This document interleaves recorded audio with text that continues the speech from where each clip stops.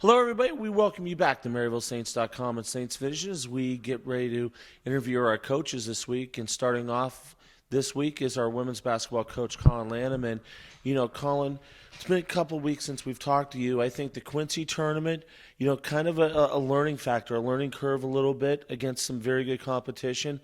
But then to come home and reel off a couple victories, that says quite a bit about or go down to Tennessee, and get a victory and then get a win at home. Shows a lot where the ladies are right now. Yeah, this has definitely been a learning experience for everybody. We talked about that early in the process, and the same thing, still continues today. When we went to Quincy, we had one really good game and one game we didn't play very well at all. We competed with Winona State, had some attempts, some shot attempts late in the game with a chance to win. So, that's really all you can ask for.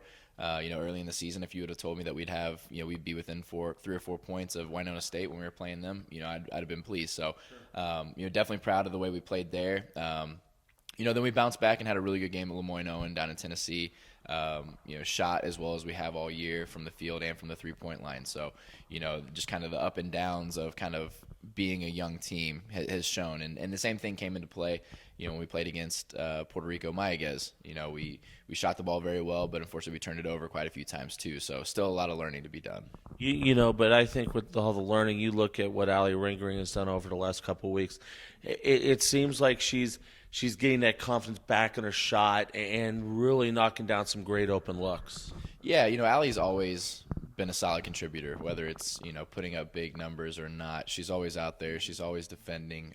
We're not afraid to put her on the other team's best offensive threat, and she usually does a really good job at it. So, she's really solid. I think Steph Sherwood's really come on a lot in the past week or two. So, having those two both firing at full cylinders is great and gives us a really good opportunity to win every game when they're playing well. And it seems like the freshmen, we talked about this a couple weeks ago, but it just seems like the freshmen are getting more and more acclimated. They're getting used to the grind of road trips and a couple games a week with practices and homework, and they're really meshing in very well. Yeah, no question. Your first semester at college is always just a complete whirlwind, and with them being student athletes, you throw a full-time load of a different academic rigor, and then the athletics on top of that.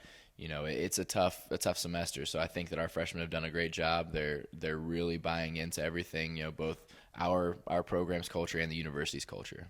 This week it doesn't get any easier. Conference play starts.